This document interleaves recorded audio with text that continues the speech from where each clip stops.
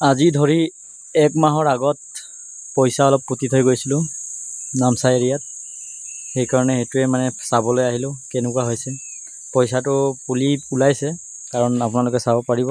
এইকেইটা হৈছে পইচা, এইকেইটা এইকেইটা লাইন চাইছে নহয়। এইকেইটা হৈছে পইচা পুতি থৈছিলোঁ আগতে, যোৱা 1 মাহমান হৈছে আৰু এতিয়া। সেইটো মানে পইচাৰ ওপৰত মানে জংঘল ইমান ওলাইছে। ইফালে এৰিয়াটো চাব পাৰে, 1 বিঘা 2 বিঘা আছে এৰিয়াটো মানে গোটেই জংঘল হৈ গৈছে। পইচাৰ ওপৰত জংঘল ওলাইছে। সেইকাৰণে মানে এইটো অলপ খাচাং কৰিম বুলি 2-3জন মানে দৱাই মাৰি হ'লেও জংঘলটো চাইড কৰিব লাগিব। সেইকাৰণে স্পেচিয়েলি তাৰ পৰা ইয়াত আহিছোঁ, কাৰণ ইফালেও খেতি কৰিছোঁ। সেইটো নচালেও নহয়। এতিয়া ইমান টকা খৰচ কৰি খেতিটো কৰিছোঁ যেতিয়া ইফালেও চাব লাগিব, আৰু ইফালেও ধান খেতি আছেই।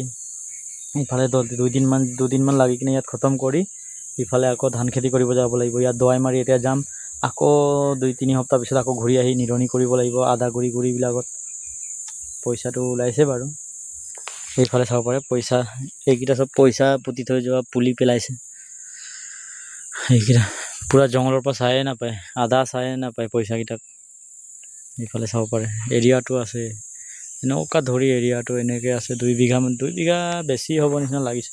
তেনেহ'লে মই গোবিন্দ ওৰাং, কালিৰ পৰা দৱাই কাম কৰিম। Bye bye.